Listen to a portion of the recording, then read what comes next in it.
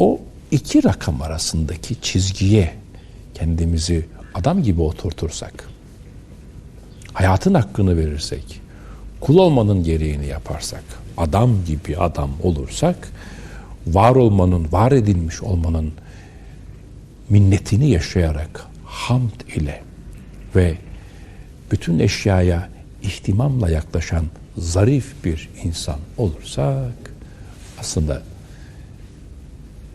kaçtığımız yerden kaçamasak da vardığımız yerde hiç kaçınılmaz ve kaçılmaz güzellikler bizi bekler. Benden söylemesi. İnşallah ağzımdan çıkanı kulağım da duyuyordur. İnşallah ağzımdan çıkanı kulağım duymakla kalmaz. Can kulağımda duyuyordur. Muhabbetle kalınız.